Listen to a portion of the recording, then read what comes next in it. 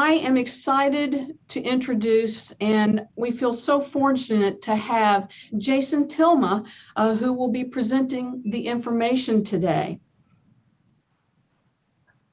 Jason has been an appraiser for 24 years and certainly brings a wealth of experience and information to our course today. He's served a variety of volunteer roles in the appraisal and real estate industry. He's been certified as an AQB instructor since 2014. He has held several board positions for the Hoosier State chapter of the Appraisal Institute from 2012 to 2014. And he has served as the appraiser representative on the MIBOR Board of Directors. And then last but not least, as if he doesn't have enough to do, he also owns with his dad, Nick, the educational resources. So Jason just brings such a wealth of information. We are so privileged and honored to have you here. So with all that, Jason, I'm going to hand it over to you. Thank you, Sue. I appreciate that. I'm going to switch over. You guys should be seeing a PowerPoint presentation. Is that correct? Okay, perfect. Yeah, as Sue had mentioned, my dad and I, Nick, we bought Education Resources, LLC from Mark Ratterman about 5-6 years ago. And one of the first courses that I developed was supporting adjustments. And it went over extremely well with a lot of appraisers. And Angie Baker and I were talking about it one day, and she asked if maybe we could do a little something for the brokers based on the same topic. So what we're going to go over today is really a condensed 2-hour version of that 7-hour class. We're not going to get too deep into it. I understand that, you know, appraisers, a lot of times they have the background and the training on the theory of the adjustments. Brokers and agents may not have that same education, but a lot of what we'll go over today is stuff that you will be able to use right away. What I've tried to do is pick out some of the more, I don't want to say simplistic, but some of the easier ones to develop and that you can use in your everyday practice. So, all right, supporting adjustments here. This is my contact information. The email, the phone number is my office number. If you guys ever have any questions on this stuff, feel free to shoot me an email. I will wholeheartedly admit I'm terrible at getting back to them in a timely manner, but eventually I do end up getting around to getting that done. One of the reasons for that is like you guys, I probably get 300 to 400 emails a day. So it makes it a little bit tough to do that, but all right. One of the things that I like to do when I start this class is really kind of get an idea of everybody's kind of your level of experience with adjustments. I know a lot of you have your cameras on, and for those of you who do, I'm going to ask just that you raise your hand. How many here were given a sheet of adjustments and this is what you apply? I see several hands going up. If you guys wouldn't, if you would do me a big favor, crumple that sheet up and put it into the round file as quickly as possible.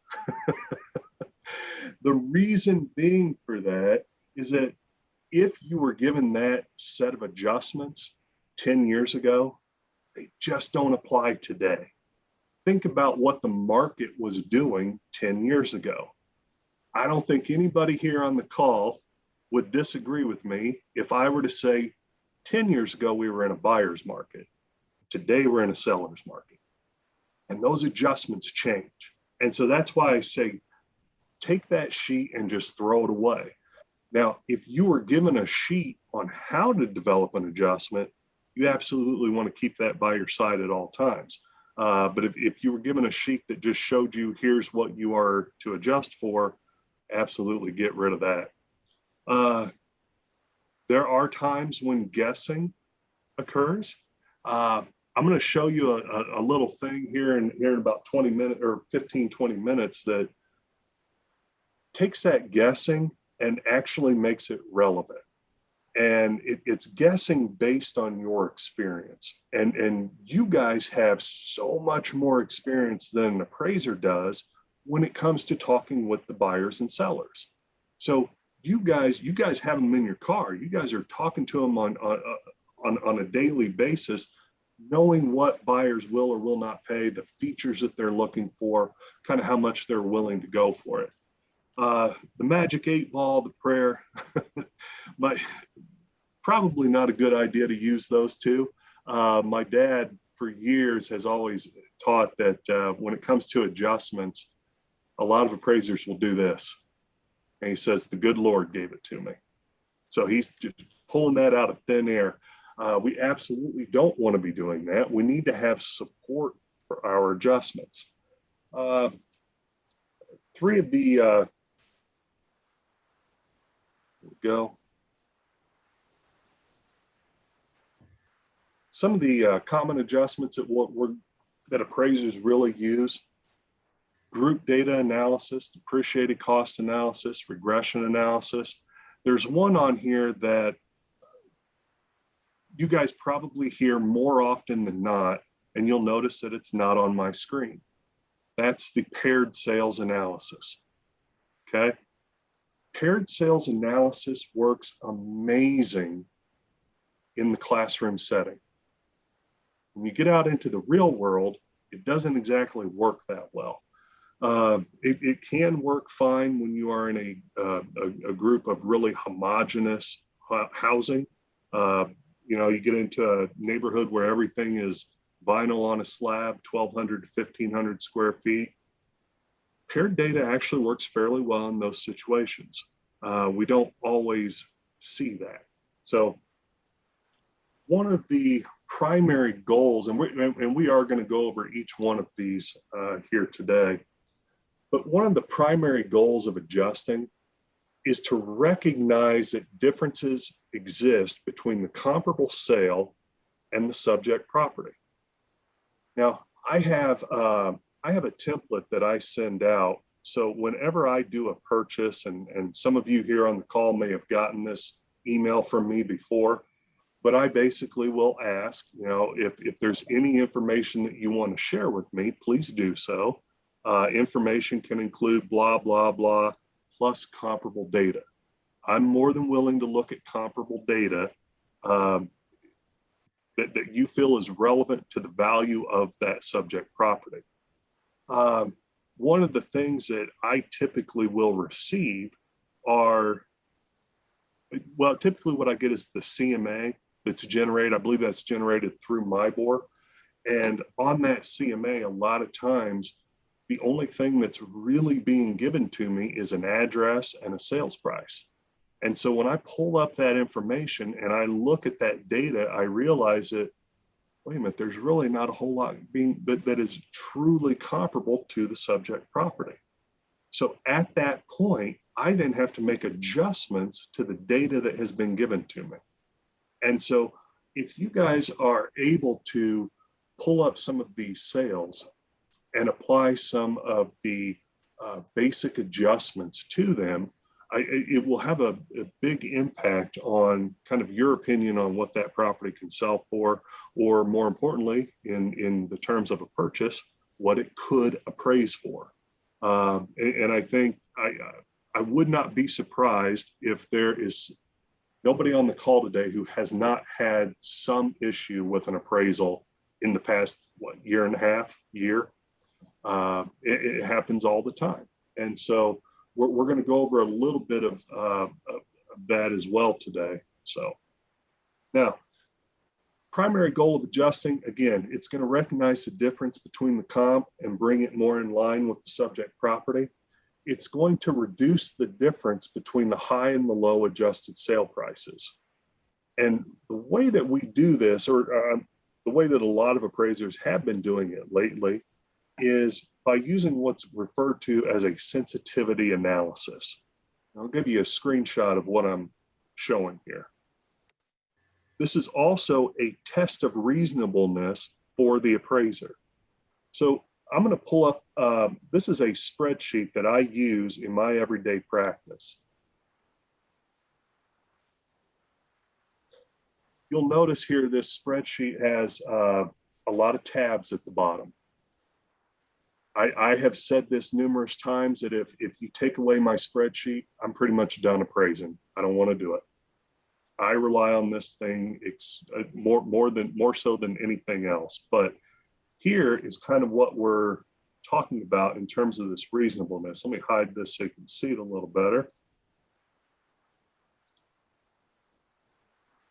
So right here, I just threw some numbers in.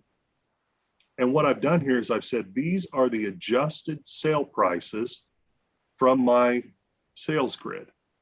And I'll show you here, if I were to pop this up, this is what a typical sales grid would look like in an appraisal report.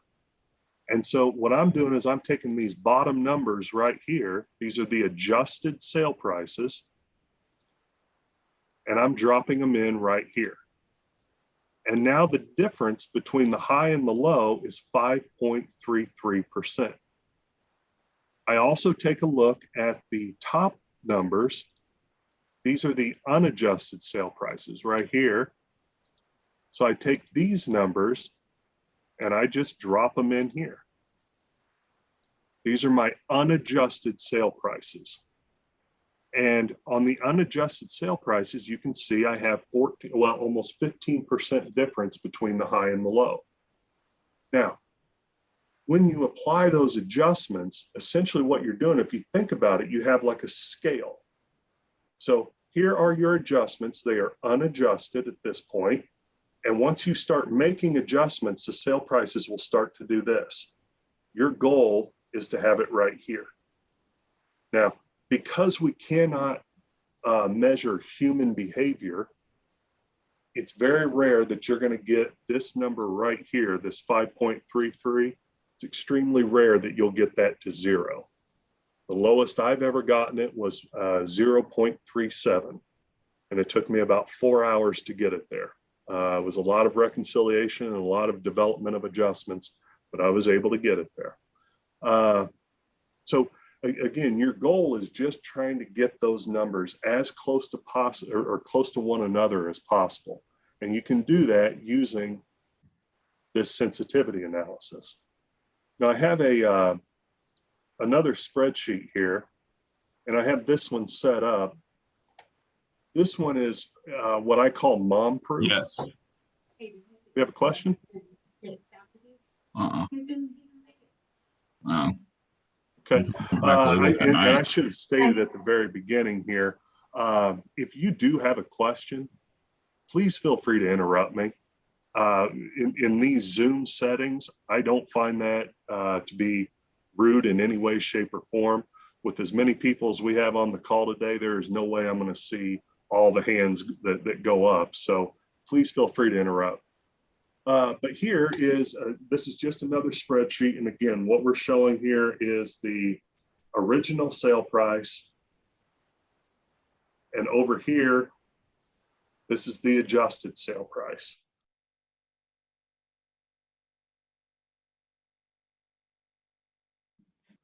So that is just showing you a test of reasonableness for the adjustments that you apply. But again, your goal is to get those down as close to 0 as you possibly can. You want those two numbers to be the same.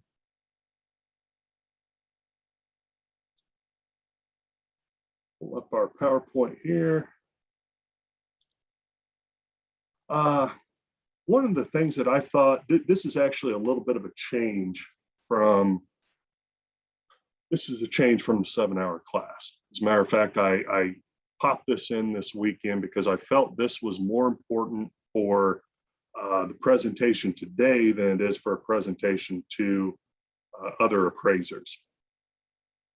These are some, I don't want to say that they are all, these are some of the most significant value impacting adjustments that can be made on an appraisal report. Market conditions. Again, we talked just a few minutes ago about this being a seller's market. In my opinion, this is the most extreme seller's market we've ever experienced. Now, in the past 2 months, I've seen it cool off. I don't know if you guys have as well, but everything I've been reading, everything I've been seeing, there's been a cool down. Market conditions are a huge adjustment. I cannot stress that enough. So I'm going to give you guys just a little bit of a tip. If you pull up an appraisal, let's unfortunately assume that the appraiser has come in below the contract price. And so you get a copy of that appraisal. I know for a fact the very first thing you're going to do is go look at the value opinion. And that's fine. Go ahead and do that. But one of the very first things you should be looking at after that is right here. So you guys see this 19,000, the 27,000, the 3, the 73, the 1199. Those are market condition adjustments. Look how significant this one is. You've got a $20,000, a $27,000 adjustment for market conditions. Appraisers need to be making this adjustment. Okay, it's essential adjustment to be made. And we'll go over a little bit of each one of these, how you can do that. So I'm going to pull up my spreadsheet. And I want to give you guys just a little bit of background here on the analysis that I did.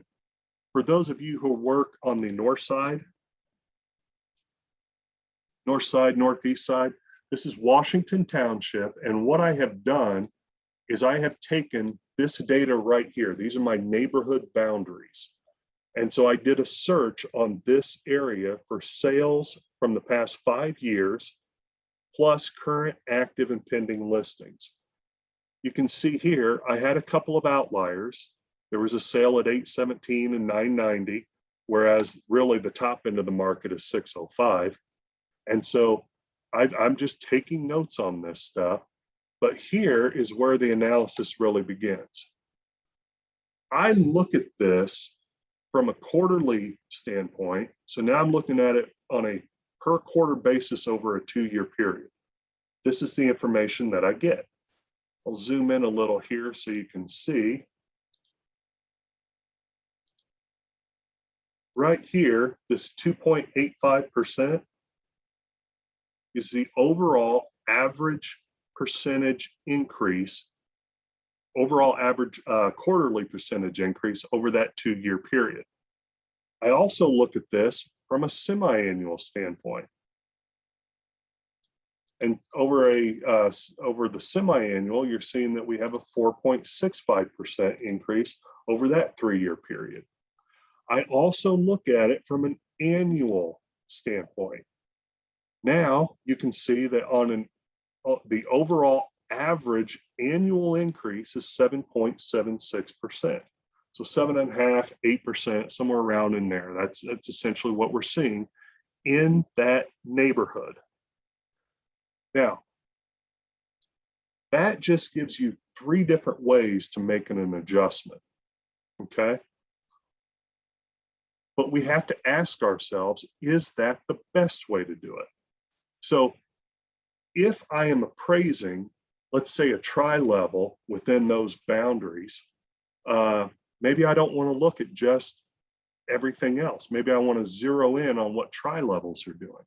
And at that point, I'm doing a market segmentation and I'm getting really much better data because that's what's going to show what that style of home is doing. So I'm going to pull up this. This is what's referred to as the 1004 MC. We are no longer required to do this, but when I developed my spreadsheet, I set this thing up so that it would pull out comparable data for me. And so I've taken that 5 years worth of data and I've dumped it into this spreadsheet. You guys can, if you watch this part right here, if I make a change here to square footage, what I've done is I've said my subject is a 1 level with 1,650 square feet built in 1960 with no basement. So if I change this to say that there is a basement, you'll see that the data over here has changed. Okay, because now my program is looking for stuff with a basement. I'm going to move this back over to false. And you'll see that it changes again. And I can change things right here with differences in square footage, differences in year built. But you guys see what I have up here? A one-level home built within 20-year difference of my subject, within a 15% difference of the gross living area, not on a basement. What do I have here? I have comparable data. So I've done a search based on the level, the gross living area, the age, and I'm looking for truly comparable data at that point. And so you can see I've got 14 sales in the last year. And if I scroll over here, you can see I've got 14 sales between 127 and 350. That's a pretty big difference, don't you think? You guys want to take a wild guess at where the differences could be? What haven't I searched for at this point? Come back to our PowerPoint. Garage. Yeah. Garage is one, yeah. Quality, Condition. condition, and location. These are three elements of comparison that can have a significant impact. And so we come back to our spreadsheet here. We recognize that we have not yet searched for the differences in quality and condition. And we've kind of lumped a lot of those various neighborhoods all into those defined neighborhood boundaries because, quite honestly, those still share a lot of common externalities. So it's okay to lump those in together. But you guys know better than I do. Buyers are willing to pay more to be in one subdivision than they are in another. Okay? I'm going to use statistics and sales data to make or to be able to prove that point. But before we do that, let's look here. Again, we have, for the most part, comparable data.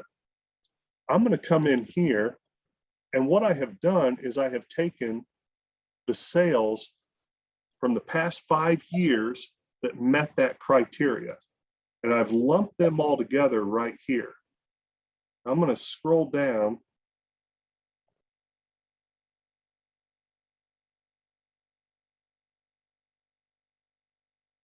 I'm going to scroll down here, and I've got all of those highlighted.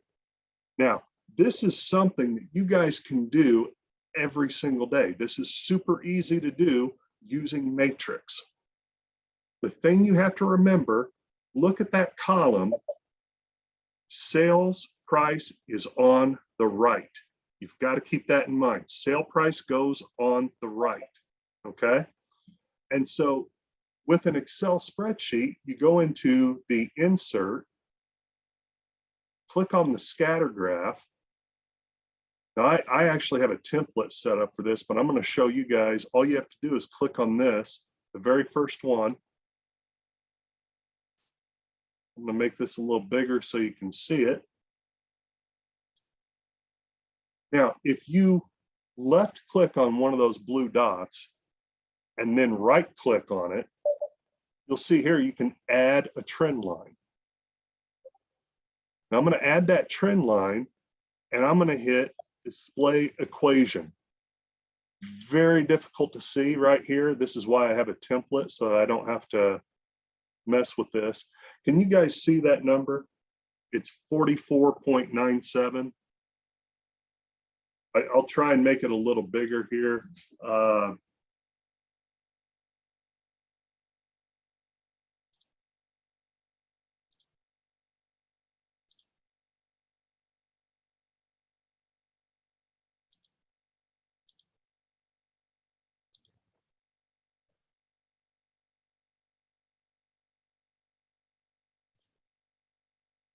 All right, now can you see it? What that number, that 4497, we're going to call that 45. We have used, for the most part, comparable data. So this is a market segmentation. We're not using all of the data, which we did on that quarterly, semi-annual, and annual analysis. Now we're using market segmentation, comparable data. And what this is telling us is that prices are going up $45 a day. Now I'm going to drop this in here. I'm going to drop in this 45.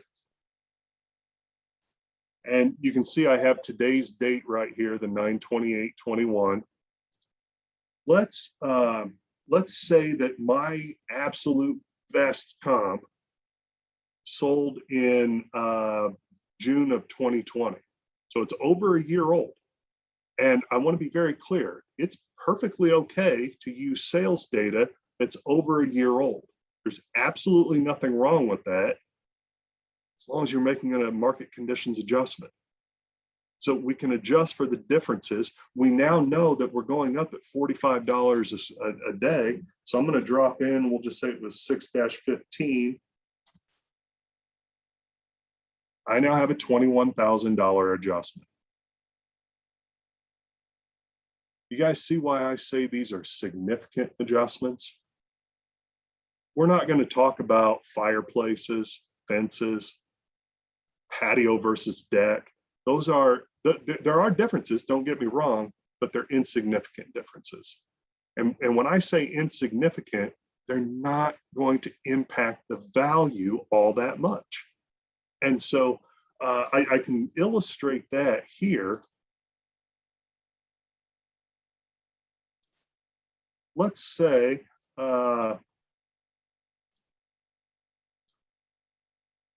this is what's called a weighted average.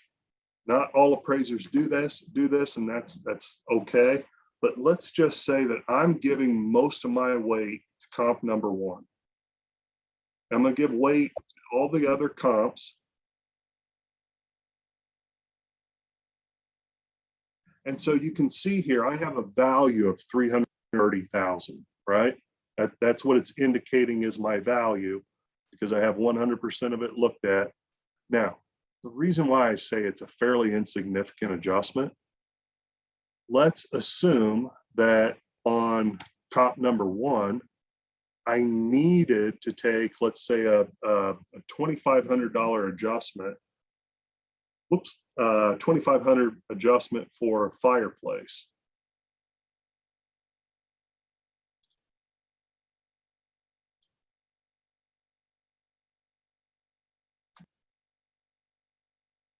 You guys see what that did to the value?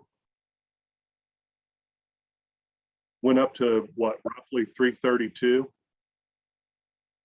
The thing is, the reason why I say this is fairly insignificant is you're going to find that a lot of appraisers out there are still putting it at 330.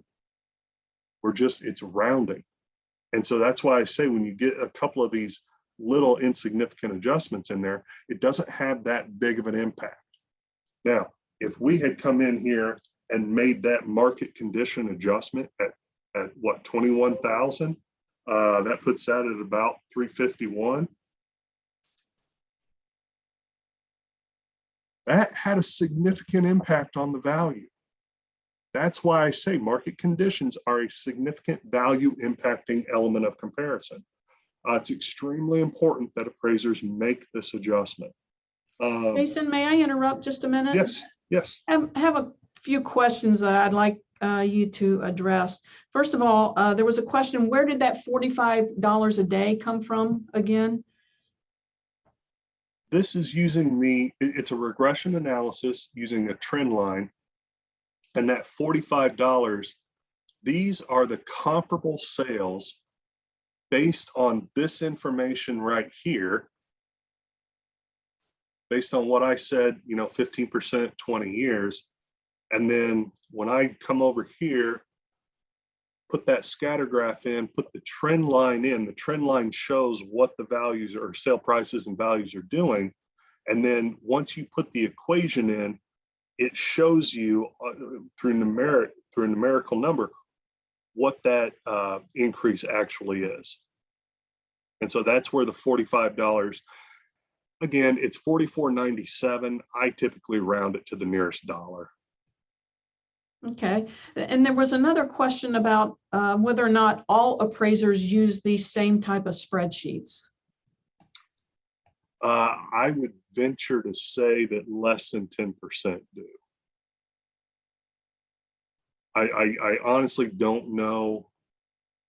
I know of several appraisers who do. I know of several appraisers who they like what they see on a spreadsheet, but then they don't ever really develop one. But I've handed out this spreadsheet, not the one you're looking at, but this one, pretty much to every class that I've taught. The 7-hour class, you get a copy of this. And so, yeah, I think there are appraisers out there. I will tell you this, what you're looking at right now, this sensitivity and trying to get this number, this 2.31, you want that number under 10%.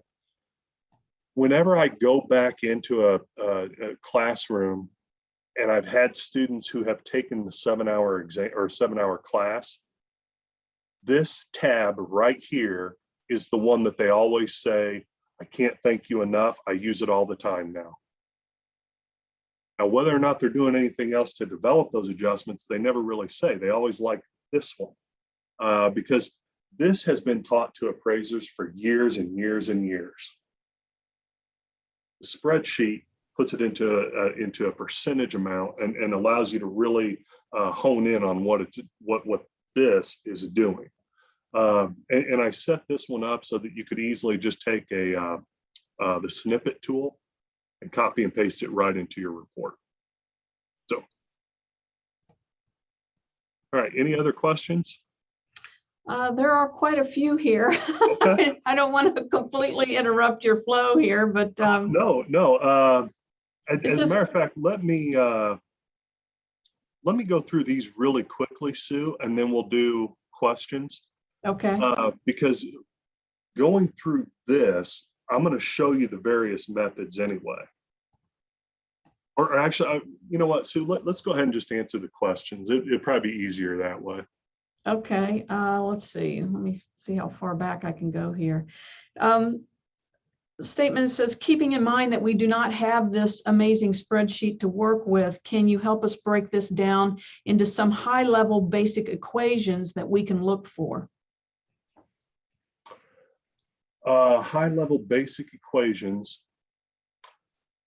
I honestly don't know the search that I did here, but you guys are seeing my matrix. I'm going to highlight everything. I'm going to hit export. Sue, can you help me here? I don't know. I've got so many custom ones in here. I don't know what the typical or the default is. For just a regular search, or yeah, if you were to do a regular search and then try to an export, agent single line would probably that's the default for matrix. So you guys all have access to this. Once it exports, you can export that into an Excel spreadsheet. So this will pop up, and I hope it has what I need on here.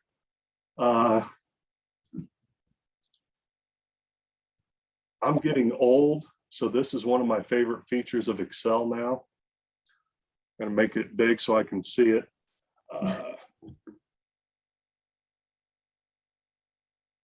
Here you have okay, we don't have sale dates on here, do we? No. Okay. You'll need to find one that has a sale date.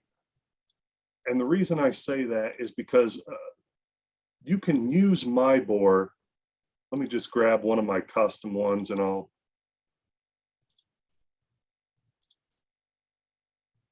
show you here. You have to have the sale date and the sale price. Those are the only two things you need. Now, when you do your search in MyBore, you need to be looking for truly comparable data. Same number of levels, similar square footage, same type of foundation, similar age.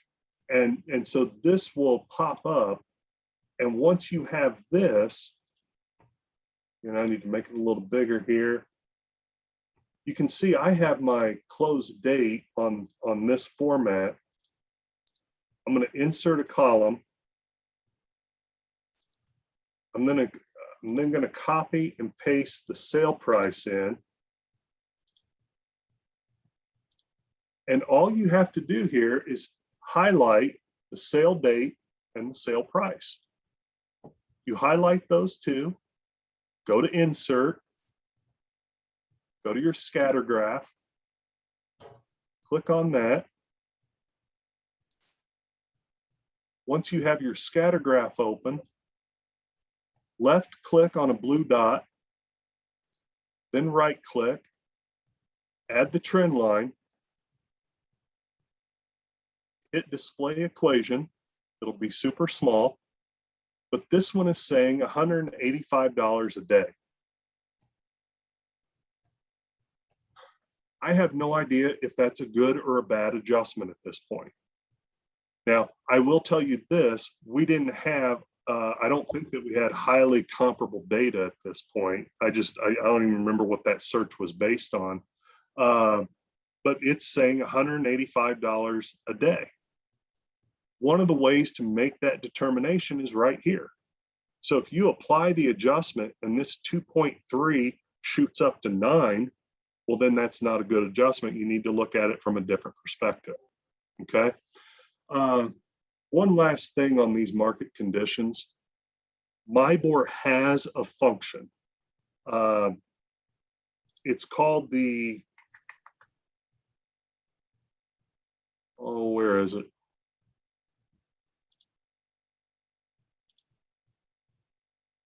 If you go into the dashboard,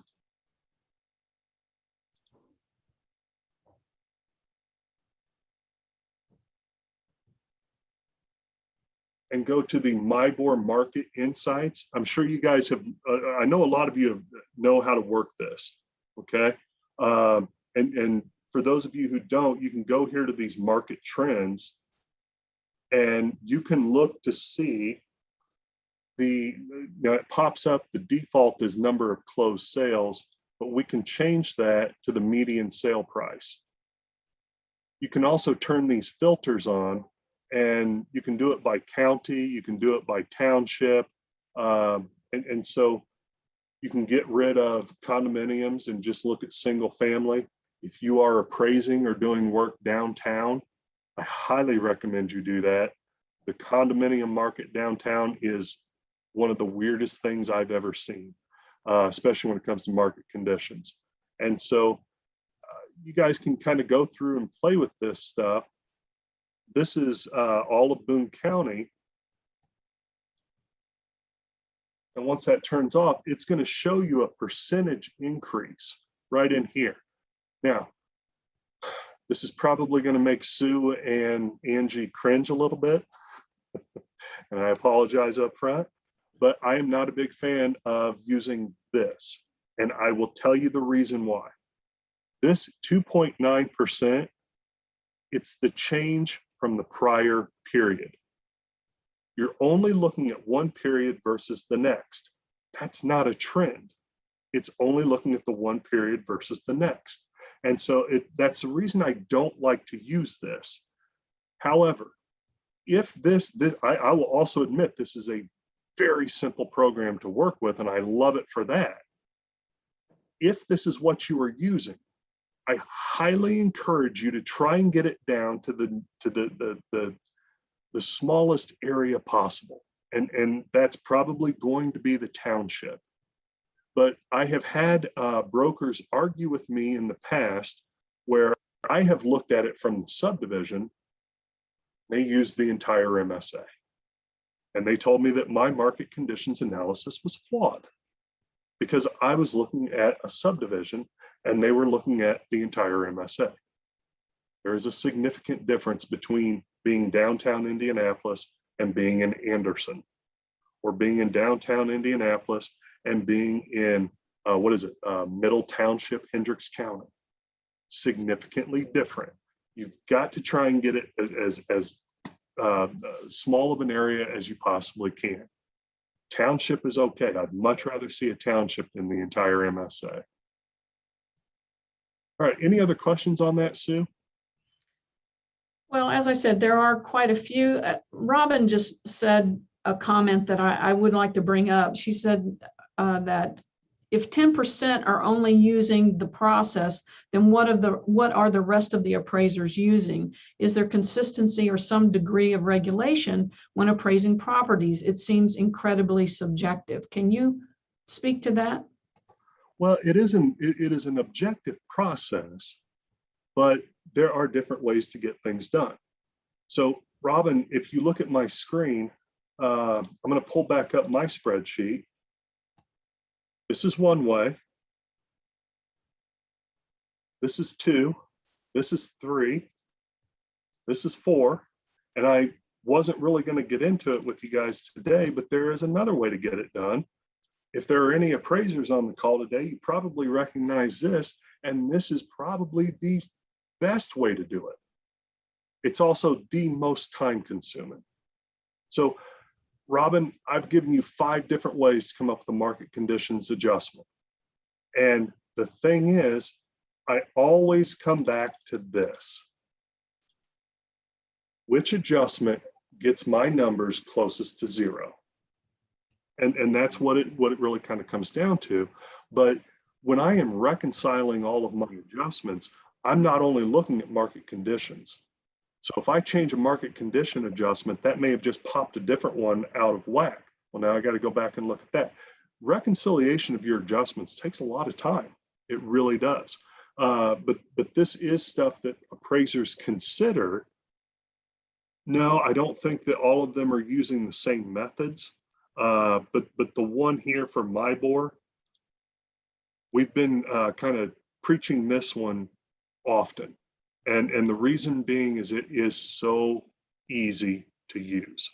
The statistics button in MIBOR, I don't know if you guys use this one.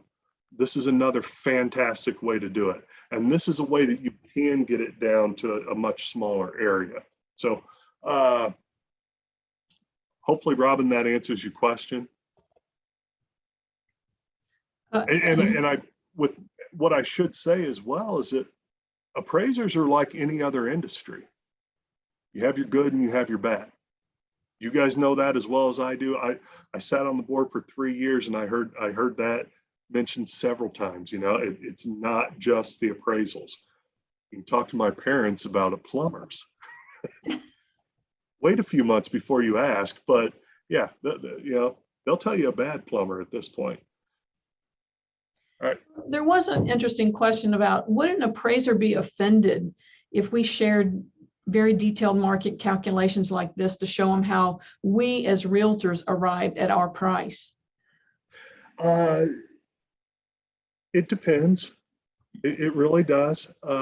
Again, I had one in Avon where I'm looking solely at the subdivision. I had sufficient data to do it on the subdivision. When I was presented with the entire MSA, and I was told that my analysis was flawed because MIBOR says that it's increasing at this rate, but I use this rate, I will admit I was a little frustrated, but Sue, I was not frustrated with the agent. I was frustrated with my client. My client should have known better than to hand me something from the entire MSA when they had my analysis in the report that was based on the subdivision. So I was more upset with my client than I was with the broker at that point. Okay, thank you. Well, now that I have sufficiently interrupted you, I think we can go further. Okay. Well, and by the way, if I have not addressed all the questions to those of you that have posted earlier questions, that if they're still really foremost in your thoughts, please feel free to unmute yourself and ask the question. Absolutely. Absolutely. Because again, I'm not going to be offended by anybody interrupting me here today. about the only way you can get it done on Zoom anymore. So value impacting adjustments. This location neighborhood adjustment is another one that is really very impactful. And the reason I say that is because how many here sell or have sold anything in the Butler, Tarkington, Meridian, Kessler area? Okay, I see quite a few hands going up. So am I wrong to say that there's a fairly significant difference between Butler and Meridian, Kessler when it comes to sales? Okay. I actually did a review appraisal where they were challenging my appraisal because they had another appraisal done 3 months earlier. The subject property was in Butler. All of the comps from the opposing appraiser's appraisal report came out of Meridian, Kessler. Every single one of them. All of my comps came out of Butler, Tarkington. There was about a $250,000 difference. I was wrong because I was on the low end of those two values. And so what I ended up doing was I shared with my client, and I think I may have this one.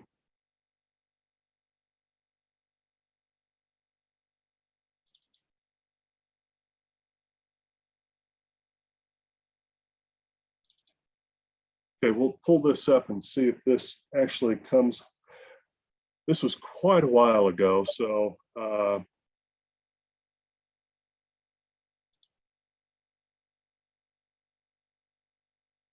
here we go. Oh, I'm sorry. They also had one sale on Meridian Street.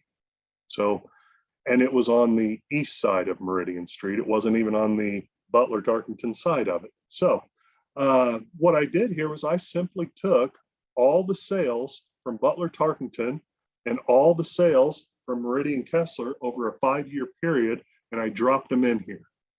It's pretty obvious that these are not similar and competing neighborhoods. You obviously have larger homes for Meridian Kessler.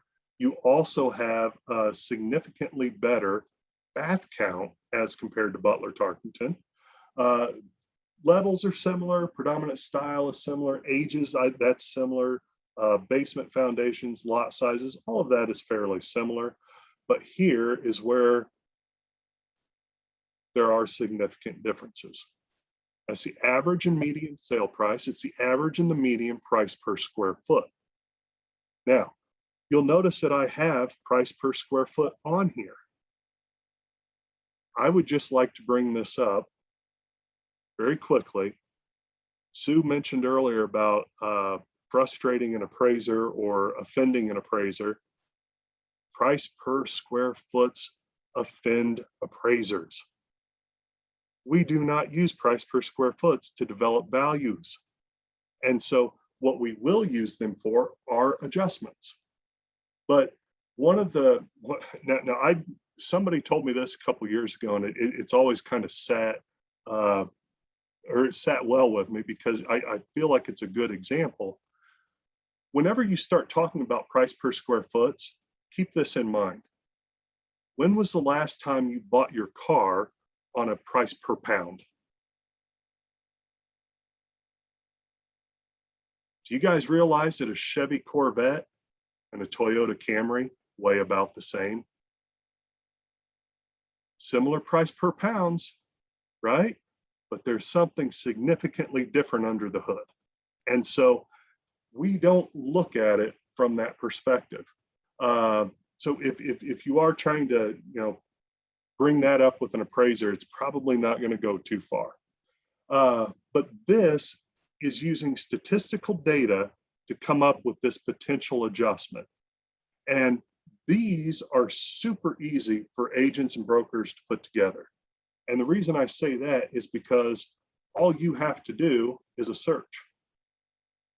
Actually, I'm going to pull up a recent search so I have the data.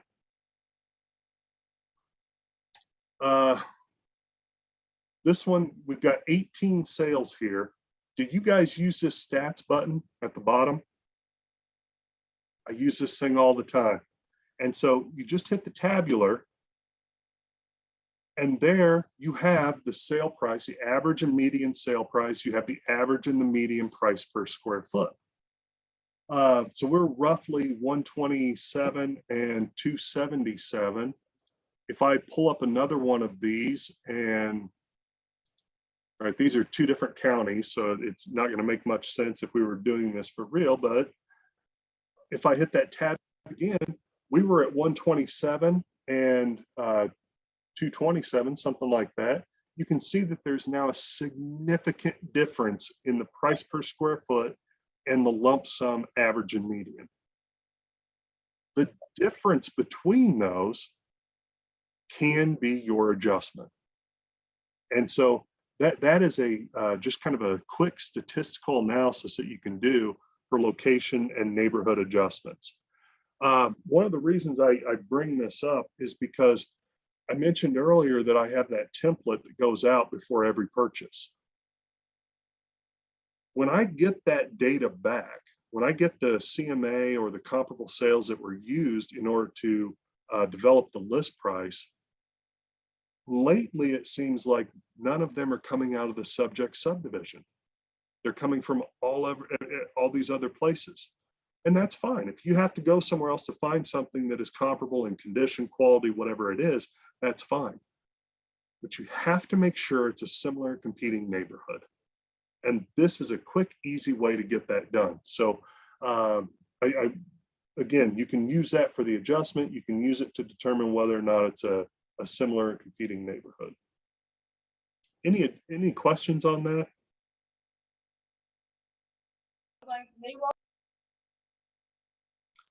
I'm sorry, I didn't hear that. Okay, we'll move on here to the gross living area. This is your square footage adjustment. Now, appraisers, we talk in terms of gross living area and not square footage. Gross living area is everything above grade. So if there's a basement, we're not including that in the square footage. The gross living area, one of the easiest ways to get this adjustment, I will just show it to you here. Right here, you guys can see this is 182, 187, 178. This is your gross living area, sale price per gross living area.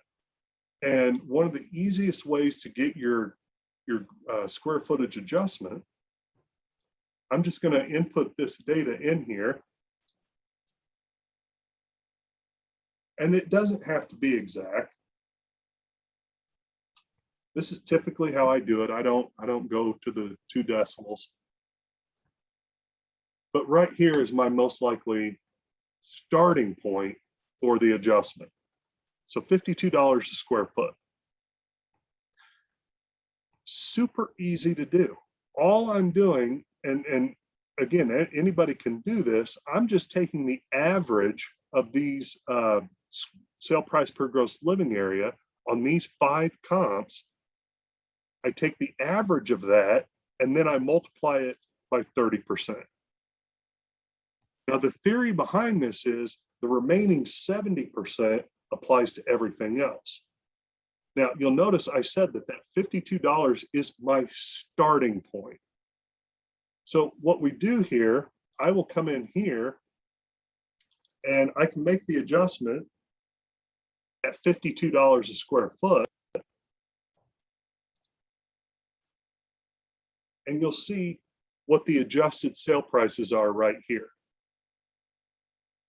Now, it's highly likely, let's assume everything else has already been adjusted for. It's highly likely that $52 is too low of an adjustment.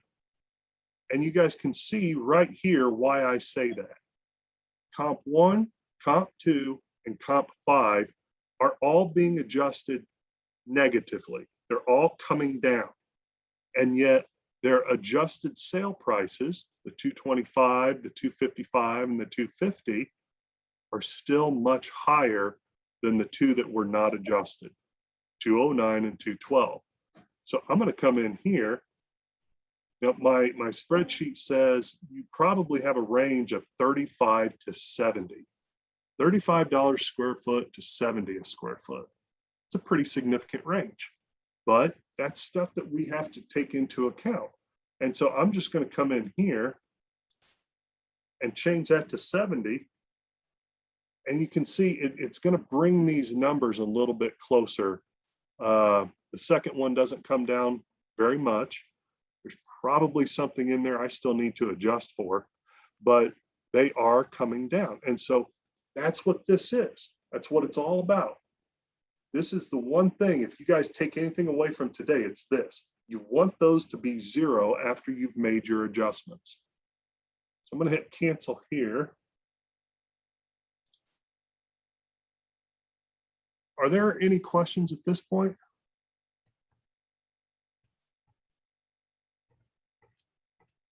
We're kind of confused about where the 20, 30, and 40% comes from. Okay. 20, 30, and 40%. You're talking right here. Yes. Yep. This 30% right here is a method that has been used for years and years, probably decades now. And there, I can't remember the gentleman's name who developed this, but it was first introduced back, I think, in the 1970s, maybe even the 1980s, I'm not sure. And again, what it's saying is that 30% of the total sale price gross living area is attributed to the square footage of the home. Because as you guys know, square footage is a big thing for buyers, right? And so that 30% represents that portion, the GLA portion of the total gross living area per or sale price per gross living area. The remaining 70% is attributed to other factors such as the location, the condition, the quality, garage space, that sort of thing. Where the 20 and the 40% come from is that there's always been kind of it's an unwritten rule, I will admit that, but it's probably going to fall between 20 and 40%. If you're going below 20 or above 40%, there's probably something fairly unique about the property at that point. And so you'll then need to have to dig a little bit deeper. That's why I say the 30% is your starting point. And so that hopefully that answers your question. Is that? Yes, it does. Thank you. Okay. Jason, before you get rolling again, let me just address one more thing here in the chat. Douglas was saying, how much weight is given to the agreed purchase price between the buyer and the seller? A true value in a true market is determined when a seller and a buyer agree on a price. Would you talk about that? Yeah, unfortunately, that's incorrect. That just because two parties have come together and said that I'm willing to buy it for this, I'm willing to sell it for this, that does not equate to market value. And so I can give you a very good example right here. This is Park Place out in Hendricks County. If you can see here, we've got 8 sales with 1,100 to roughly 1,350 square feet. They're all one-level homes. They were all built in the mid to late 90s. And so we have 8 sales in the past year between 173 and 227. Can we all agree that that's a good supportable value range for a one-level home with 1,200 square feet in that subdivision? What if the agreed upon price, the contract price, is $400,000? Two parties have come together. One's willing to pay $400,000. The other's definitely willing to take $400,000. Is that reasonable that that is the most probable sale price? Now, I also want to bring it up here. The definition of market value. I sign every single report, and every single report is done to market value. Market value and sale price have two very different definitions. Market value is the most probable price property would bring in a competitive and open market. And look right here, look at this number one, buyer and seller are typically motivated. How many buyers have been typically motivated over the past, what, 2-3 years? Now, it got exasperated during COVID. Past year and a half has just been absolutely insane, but we were in a shortage prior to that. And so we are developing market value. And to that question, Sue, that sale price is hot market value because it takes into account the atypical motivation of the buyer and probably even the seller. So that's a big reason why, just because two parties agree to a price, that is not the market value. Now, before I move on, I very quickly want to say this as well. USPAP, it's the Uniform Standards of Professional Appraisal Practice. This is our Bible. As a matter of fact, it is state law. Indiana has adopted USPAP as law. Within USPAP, there is a frequently asked question that goes right along the lines of what you were saying there, Sue. And USPAP is very, very clear about this. Just because two parties have agreed to pay a certain amount, that does not equal market value. It can. And in typical market conditions, it usually does. But we are not in typical market conditions right now, which is why these market condition adjustments are so absolutely critical that they get made on an appraisal report. This stuff right here. Now, I've had instances where this is typically one of the last adjustments I make, mainly because it's just the way that I like to do my appraisal reports. This is one of the last ones that I make, only because I like to see what that value would be under typical market conditions. And so I can see what it is, but then once I apply that adjustment, it typically will bring that value up high enough to then support what people are paying or accepting as a payment. Not every time. I fully admit I do not come in at purchase price on every single assignment. So, but again, it is absolutely critical that appraisers take that adjustment right there, that market conditions adjustment. So, all right, any other questions on that? Well, there was kind of a follow-up in regard to that. What about multiple offers showing that more than one person is willing to go higher on price? What weight does that carry? I'll give So you a little, what I'm hearing you say, nothing. No, here's the thing. I was going to try and guess how many times this happens. I'll just say the majority of the time. Majority of the time when the broker replies back to my email, because my email asks for information on multiple offers. I want to know that information. It's good information for me to have.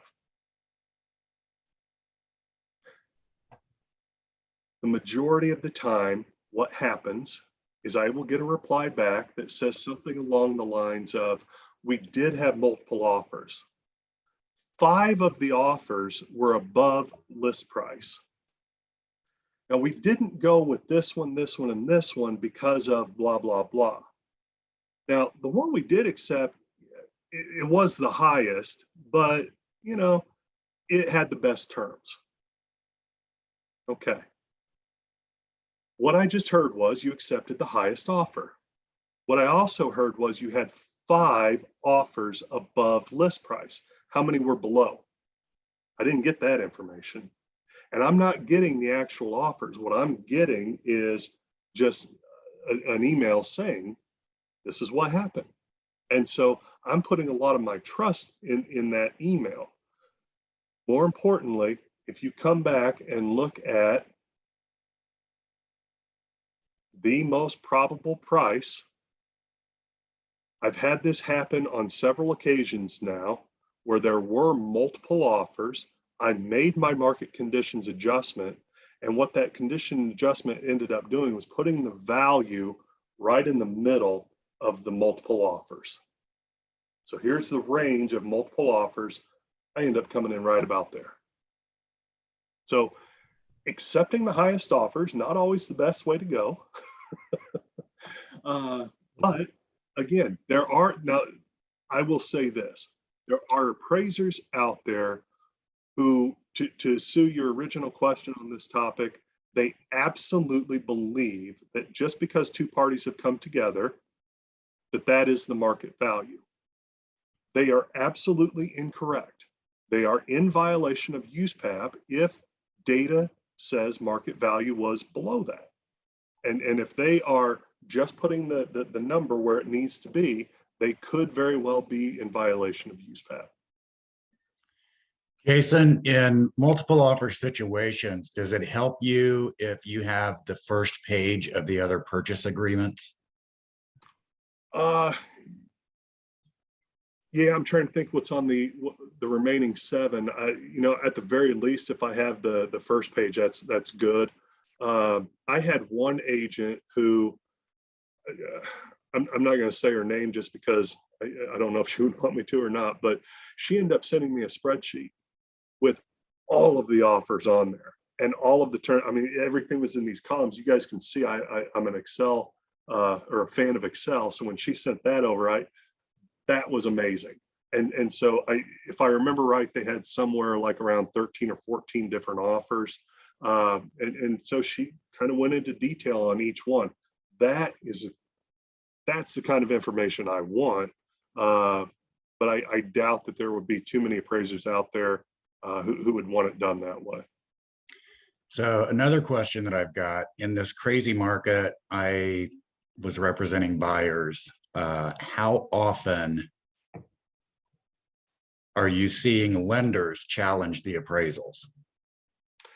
That's a great question, but it's very difficult to answer, only because there are lenders out there. There are some lenders out there that if the owner, the buyer, the seller, the broker, if they send them sales, then that lender is just going to take that information and give it to the appraiser and say, here, what do you think of this? There are other clients out there. Now, these are the clients that I love, that once that information is given to the client starts going through the sales data. They have review appraisers on staff, and they have that review appraiser go through all of that information, and that review appraiser then makes a determination on whether or not the challenge has merit. And if it doesn't have merit, I never hear about it. Okay. Now, I will say, when on the instances when I do come in below contract, I do my best to explain why. And so they're looking at my report, they're seeing why I've come in, where I've come in on the value. They're then looking at the challenge. Every now and then I will get an email saying, I've looked over your report, I've looked over these sales. My biggest question is, and then they give it to me. And so they're not asking me to go through all the sales data. They're just asking me, hey, can you clarify this? Because I think there is a good point here. There was also a question on the adjustment, where you're getting the amount of days. The amount of days? Yeah. Penny, you want to say some more about that question? Yeah, so you have, like on the one you had $45 a day. And then you're multiplying that times something to get your adjustment. Yes. For those of you who don't know, Excel looks at a date as a number. So if I reformat this June 15th, 2020, and I just turn it into a number, it's 43,997. I can do the same thing here on my effective date. I just changed that back to a number. It's now 44,467. So what I've set this up so that I don't have to do it every single time. This 21,000, double click on that. It's taking the 44,467 minus that 43 and then multiplying it by 45 to get the adjustment of 21,000. So I'm just subtracting the number of days between the effective date and the pending date of the comp, multiplying that number by 45 to come up with 21,000. So you can see here, if I change that 45, just change it to 150, get a big adjustment there of 70,000. Okay. All right. We have what? Are you adjusting up according to the subject? Well, for a market conditions adjustment, you know, 10 years ago, we were adjusting down. You guys Okay. remember 09, 2010, 2011? Market was doing this. Right. All right. We've So- been doing the myth. And So the subject date would be the date of when the average of those closed? no, what we're doing here is we're taking, so we're assuming that the effective date is today. And Okay, that's what we have right here. okay, And so we're taking the effective date and we're minusing or subtracting out the pending date of the comp. pending date of the subject property? No, the pending date of the comparable sale. Okay. Okay, now I understand. Gotcha. And so, yeah, the difference between the pending date and the effective date of the appraisal, and there's the adjustment at 45. Okay. Okay, because you're going to do it on each comp. Yes. For each. Okay, gotcha. Now, here's Jason, may I where- ask a question? Sure. Do you look at scarcity at all? Like if there's just not enough properties listed? So like you look at the prices of the sales that already happened, but what if it's the only house in the area at that price and it's the cheapest house and many people want it, but it can't be appraised? So it looks like it's being completely ignored as a fact to include in the analysis. Based on under what you're presenting to me there, it looks more like that would have been an outlier. This one right here. Now these properties still can be appraised, but I'm still going to take a market conditions adjustment for it because that market conditions was based on the neighborhood. So things in the neighborhood, comparable properties within those defined neighborhood boundaries, say $45 a day. And so I'm still going to make the adjustment, but if it's something super low or super high, these are called outliers. They're not a whole lot of fun to appraise. They take a lot more time, but they certainly can be. Okay, thank you. Jason, talking about areas, there was a question some time ago.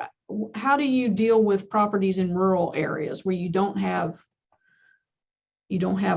comps real tight in one area and you're dealing with miles between properties? Yep. In terms of adjustments or in terms of finding the comps?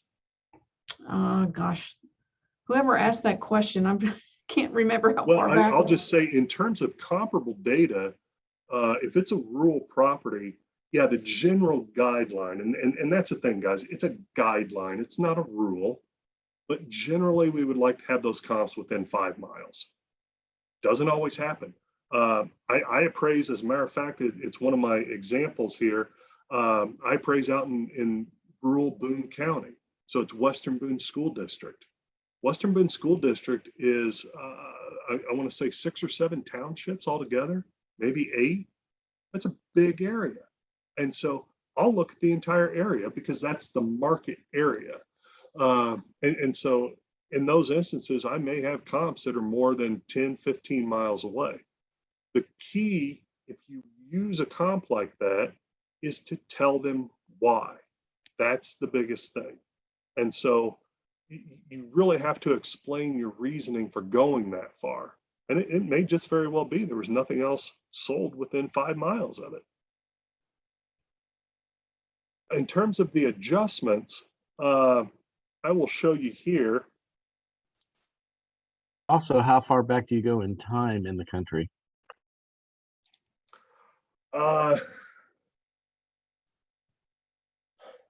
Time is another guideline. Now, Fannie Mae wants them within 3 months, but everybody always says a year, right? That general rule somehow became a year when in reality it's 3 months. And Fannie Mae says if you don't have them within 3 months, go to 6. And if you don't have them within 6, go to 12.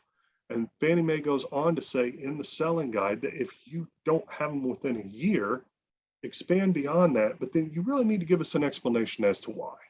And again, that's really the key is explain, explain, explain.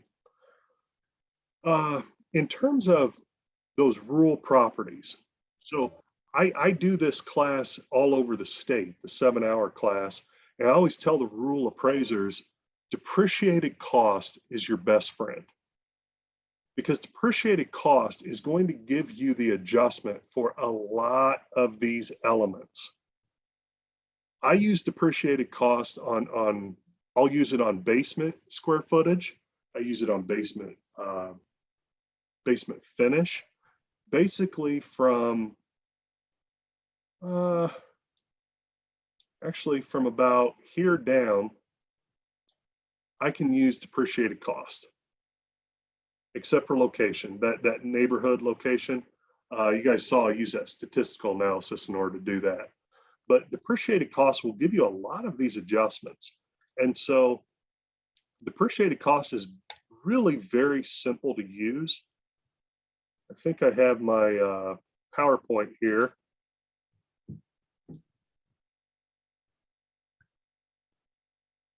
And we really haven't used our PowerPoint much today, but hope you guys are okay with that.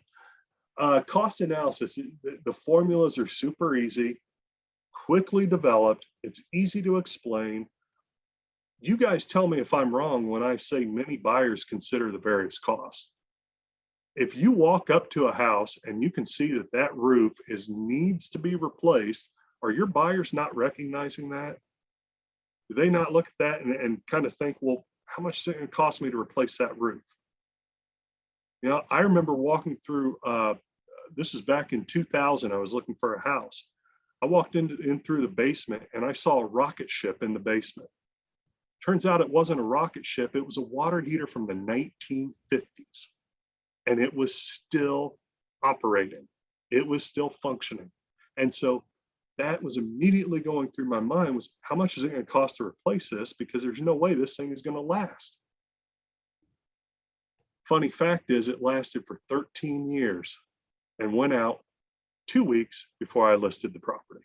So ended up replacing it, but these on the on this depreciated cost analysis, there are some cons here.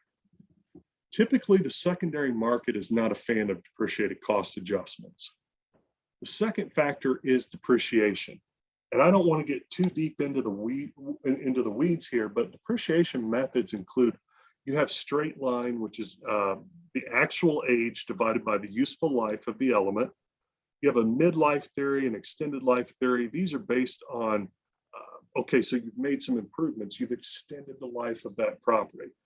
Market extraction is another one, so you can kind of figure out what the depreciation is. But for our purposes, the majority of short-lived items out there, you can use a straight line depreciation. And straight line depreciation is this simple. And I'm going to show you with the Excel spreadsheet, but I'll keep this PowerPoint up so you can kind of see what I'm doing here. Again, age life. So you take the actual age of the element, you divide that by the useful life, and then multiply that by the cost new. That gives you the depreciation. You take that estimated cost new minus that depreciation, and there's your depreciated cost. And so here, you can see I've done this with a water heater. Now, right now, I'm just pulling that number out of the air. what you really need to do is actually, find some research that tells you how much it's going to cost to replace a water heater. This is one of my absolute favorite websites for getting cost. And no, I did not misspell wise. It is homewise.com with a Y. It is a fantastic resource.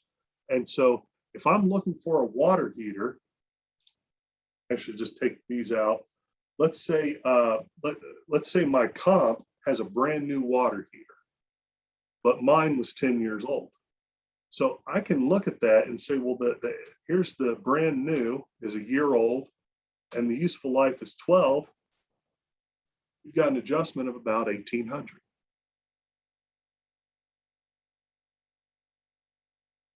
How many times have you guys, I get this quite often, where the homeowner will tell me, hey, look, we just spent $25,000 to have a brand new roof put on. So our value went up 25 grand, right? Oh, unfortunately, it did not. Cost does not equal value. You will hear appraisers say that all the time. Cost does not equal value, but depreciated cost can. And so some of you may know Mark Ratterman. He wrote a book for the Appraisal Institute. I can't remember the name of the book, but he made mention of that in the book. Cost does not equal value, but depreciated cost can. And so let's take the roof as our element. And under the scenario I gave you, let's say it is a $25,000 roof and they just put it on, say 6 months ago.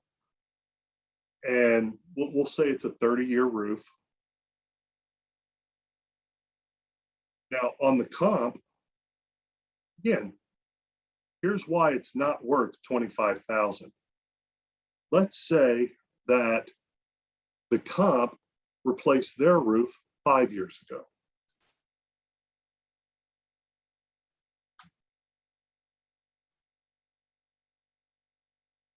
What I am doing there is I am taking the difference between the depreciated cost of the subject's roof and the depreciated cost of the comp's roof and get roughly $3,700 adjustment. Homeowners are not going to be happy when they hear that that $25,000 roof that just went on only increased the value about $3,000 to $5,000, right? But you can see here why that is. If we were to say that their $25,000 investment on that roof is worth $25,000, well, then that says that that 5-year-old roof on the comp is worth nothing. And that's false. That's incorrect. So this is the difference between those depreciated costs. Again, this is a super easy type of analysis that you can do to come up with an adjustment. Now, one of the things that I have, and I use this quite often,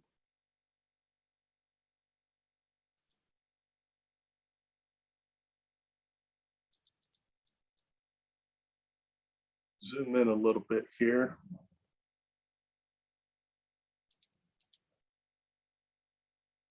So if we're looking at just this, now we said that our comp or our subject was a one-level home built in the 60s. Let's say the approximate value is $300,000. Let's say about 5 years ago, they went through, they put in a new kitchen, they put in some new flooring, gutters and downspouts. That roof, let's say it's about 20 years old. The HVAC is about 20. They went ahead and did the paint and the light fixtures about the same time. They did the bathroom about the same time. And that water heater, we'll just call that 15 as well. Now, on the subjects or on the comparable data that I'm looking at,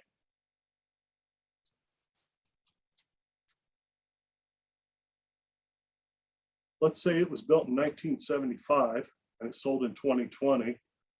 Now, they did a remodel, but they did their remodel back in the 90s. I'm sure you guys see those 90s kitchens still. maybe not as often, but they did put in new flooring. Their roof is about the same. HVAC is about the same. They did go through and put in new light fixtures and paint. They did go ahead and do the bathrooms, and water heater, we'll just call that about 15 as well. That updated kitchen is worth about 12.5. Now, it's not an exact number. I'm not going to put my adjustment at 12.5. It's very likely going to be between 10 and 15,000. And so somebody had mentioned earlier, being a bit subjective on the appraisal process. This is an objective process, recognizing the fact that it's not perfect. None of these are perfect. And so at best, what we're going to do is develop ranges in these adjustments. They just need to be supportable and reasonable adjustment amounts. And so there you can see a condition adjustment. This is a condition adjustment that has been based on depreciated cost analysis, and it takes into account 10 different items. Now, I'm putting all 10 of those items into one spot, and for the main reason is that I don't have room on this grid to do it individually. And so I hear, or I've seen review appraisals, and I've seen the challenge to those review appraisals. And the challenge will say something along the lines of, my subject has the updated kitchen and the updated bathroom. You've not given it any value. Well, it may not need an adjustment if they're looking at it by lumping all those things together. But the premise of it needing an adjustment for specifically an updated kitchen versus an older kitchen, that's absolutely correct. But when it is lumped together like this, that adjustment may not come through the way you would like to see it. Seem to have lost my mouse here. Here we go. You can also see I have this set up, depreciated cost, for a lot of different items. I find depreciated cost fairly easy to use for basement square footages, garage. Somebody had mentioned that earlier. Porch patios, decks. On this porch patio decks, I don't really use that as often anymore. Typically what I will do is what you'll see in my grid now. You'll notice here, I just say baseline, because in a lot of times buyers don't really care between the difference of an open patio versus an open deck. But if you guys see it more often than I do, probably, where they have those expansive exterior living features. So you've got the lanai, you've got the outdoor fireplace, got a water feature or a fire feature out there. That type of stuff becomes more significant. And so what I do is I take it and I make the adjustment based on, again, using depreciated cost, but I'm just going to kind of rate each one instead of listing each one. All right. I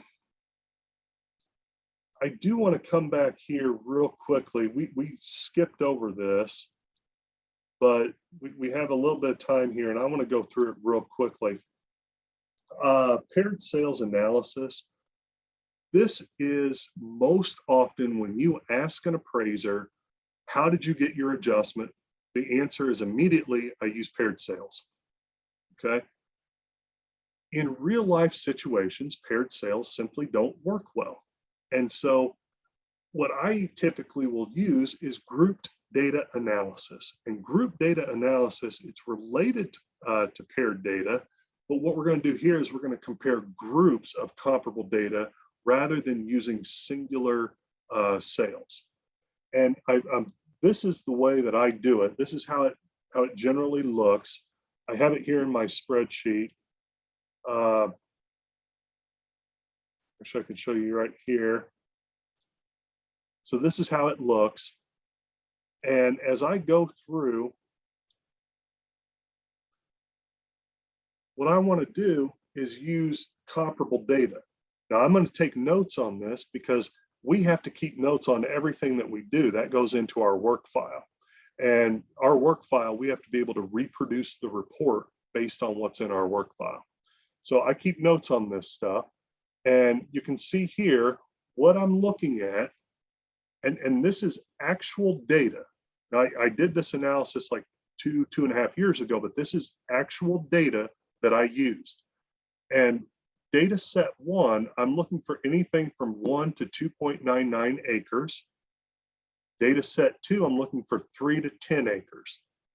Now, you can see I don't have very many sales in either one of my data sets, 11 and 10, but everything else is the exact same. I use 1-level homes built from 50 to 79, no basement, 1,200 to 1,800 square feet.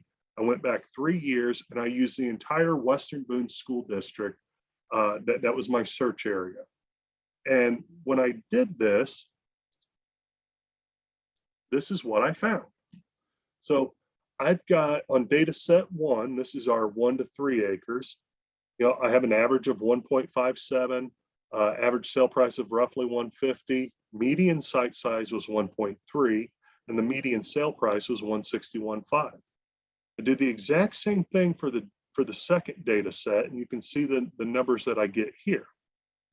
Now, this adjustment, I have the formulas on the next slide, but what this is showing is that the average adjustment on a per acre basis in the Western Boone School District was on an average, it was 12,000, and on the median, it was 9,500. Okay. Relatively similar, but the thing is, median and average are two very different things. So what you don't want to do is take 9,500 and 12,000, add them together and take the average. That's not what you want to do. Choose one or the other because they are two very different things. Here is the formula to do that. So you can see that I take the sale price of the data set 1 minus the sale price of the data set 2, and I want to divide that by the site size data set minus the site size of data set 2, and you come up with your adjustment. This grouped data analysis, now it does not, let me rephrase that. I have not found that it works well for site sizes when you are in subdivisions. But when you get out into a rural area and you start using this, I have fantastic results using group data to get my acre adjustment. Group data analysis is also very good for determining basement adjustments. It's really good for determining basement finish adjustments.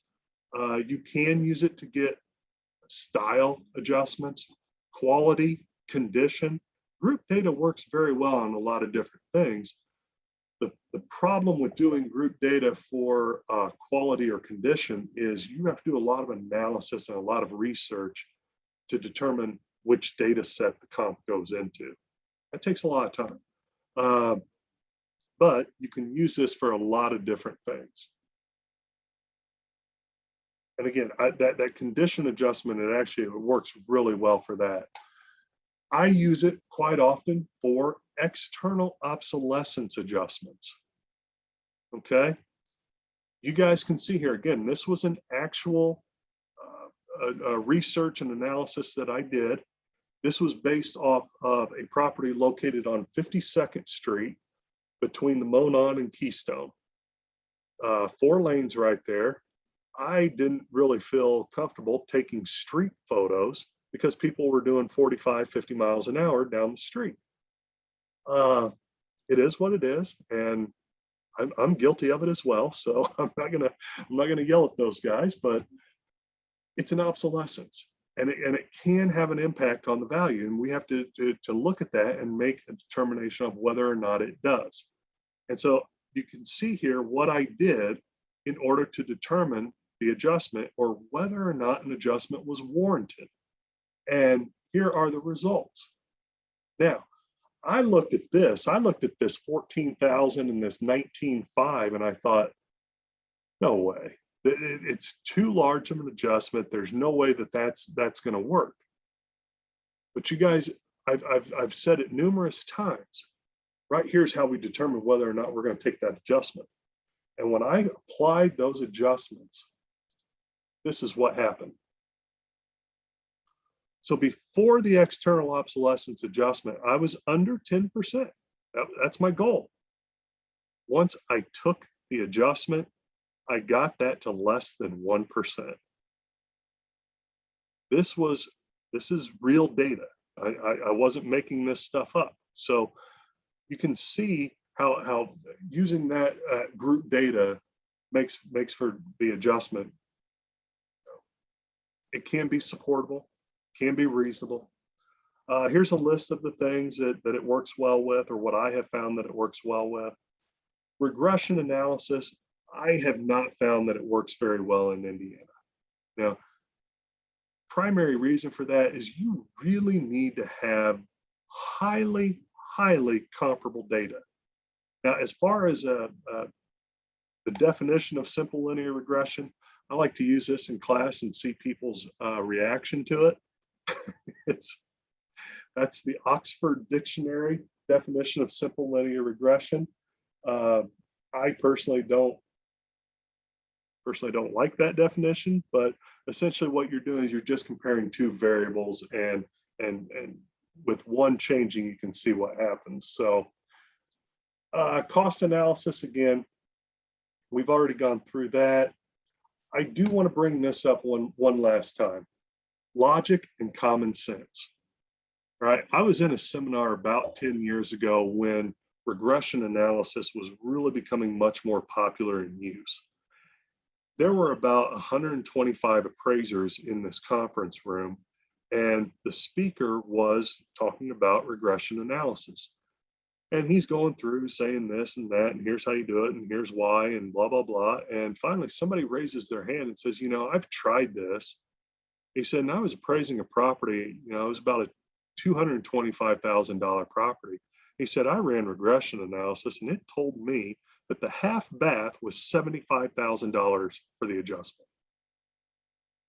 Anybody here think $75,000 is a reasonable adjustment for a half bath on a $225,000 home? And so, if all the appraisers in the room are kind of chuckling along, and the presenter stands up there and he kind of straightens up and he says, that could be correct. He lost all credibility at that point. Okay, it doesn't make common sense that a half bath would be worth $75,000 on a $225,000 home. But I think, at that point, he was just trying to hopefully try and prove his point. But what it did was it really hurt his position amongst the appraisers. So, but logic and common sense, again, you guys are in the car with the buyers and the sellers. You listen to what they are saying. You're listening to the things that are really important to them. You guys are a wealth of knowledge. And that kind of comes down to this logic. And so you can make statements that buyers are willing to pay more for X or for Y, and they're willing to pay this amount for it. And I know this because blah, blah, blah. All right. But you need to present that to the appraisers. If you're trying to challenge the appraisal or challenge the adjustments, you need to present that with some facts if you can. Write this stuff out and let the appraiser know. I've spoken to numerous buyers and they're all willing to do this or that, but give the appraiser some firepower and let them know, based on your experience and your logic and common sense, why that adjustment should be something else. All right, 5 minutes left. Any questions?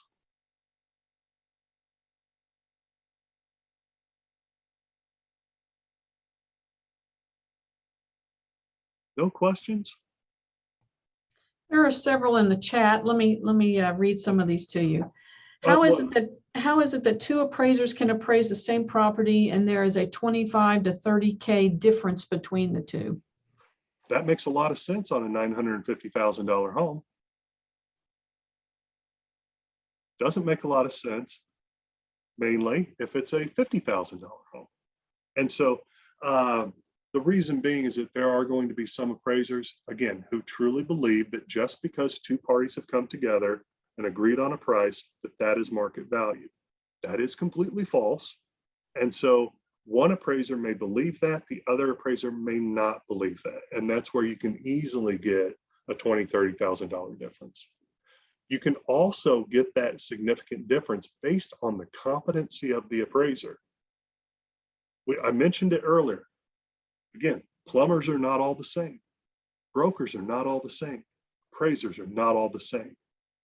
Remember, what we do is we develop an opinion based on data that's available to us. And so it may very simply come down to the competency of the appraiser to develop adjustments. Let me come back here to my sales grid. Guys, look at that adjustment, that market conditions adjustment. If another appraiser is not making that adjustment, we're going to be off significantly. And Sue, before you go on to the next question, let me just, since I have an abundance of knowledge and experience and professional agents and brokers on Zoom today, I just want to say, I'll beg, put photos in the listing. Interior photos need to be in that listing. And guys, right here is the reason why. This condition adjustment, if we can't come up with an estimated age on certain things like this, it's going to impact the adjustment amount. We need to know what's going on the inside of that property. Photos are the best way to do that. The kitchen, any and all bathrooms, those are the two that are primary.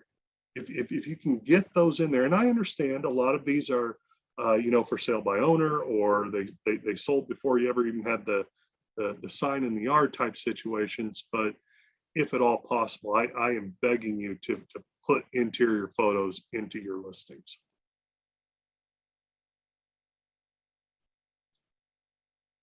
Okay, sorry, Sue. No, that's okay. Hey, it's your forum. Go for it. I do have an interesting question here. Joseph was saying, so when that competency is in question and the appraiser is the one to review their appeal, where does that leave us in the fair representation of our clients? That's a good question.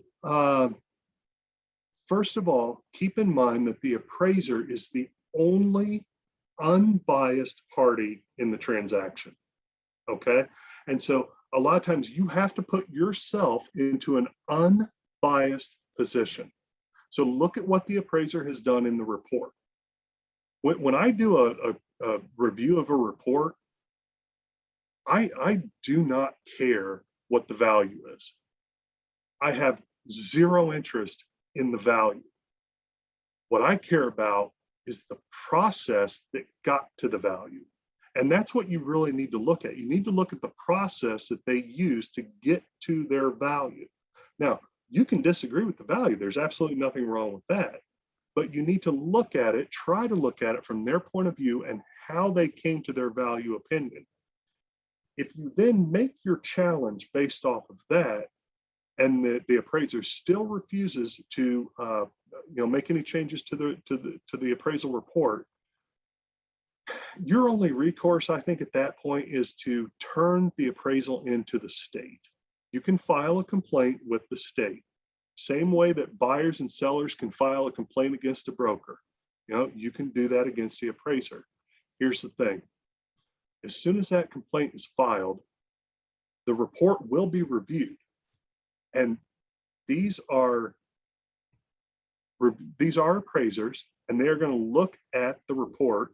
They're going to look at the complaint, and if the complaint is, well, the appraiser just came in too low, they're going to toss that complaint out.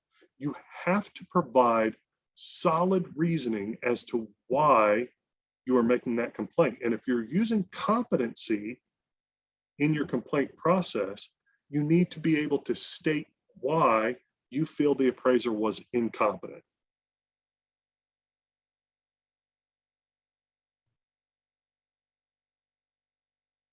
Does that help? I have never turned somebody into the state. I've seen reports it probably should have been. I used to do some work for the Attorney General's office, so I saw reports that were turned in. I've seen some really, really bad appraisals. But I've never actually turned somebody in. Keep in mind, one of the sanctions that the board has available to them is a removal of license. In other words, when you make that complaint, keep in mind that you may be jeopardizing somebody's ability to put food on the table. That is a very serious thing to take into consideration.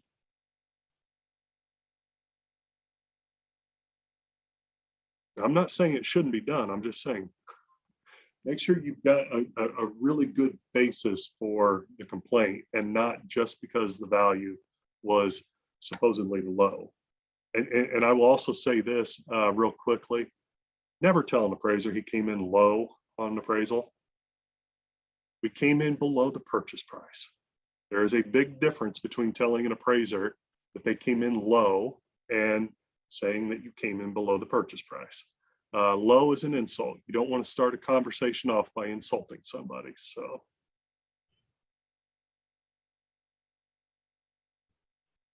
Any other questions?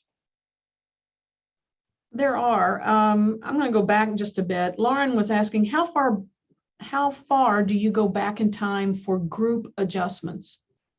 That's a good question because I bring this up in class quite often that, ideally you're only going back a year or two, but rarely do we have sufficient data to do that. I have done analyses where I went back 10 years. And when I bring this up in class, inevitably I have at least one student who says, you can't do that. You can't do that. Market conditions were far different 10 years ago than they are today.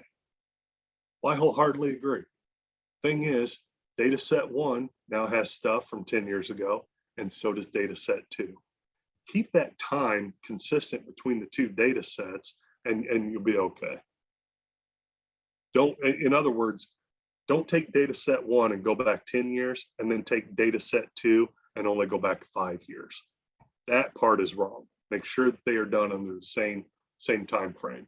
We know you guys have been so thirsty for this information, and as was evidenced by how many people we had register for this class. So I know this is really good information for most of you as realtors, and I know when I was a realtor, I found it so insightful to have this information. So Jason, we cannot thank you enough for taking time to do this. I feel like we've only scratched the surface on this, but I'm sure. It's.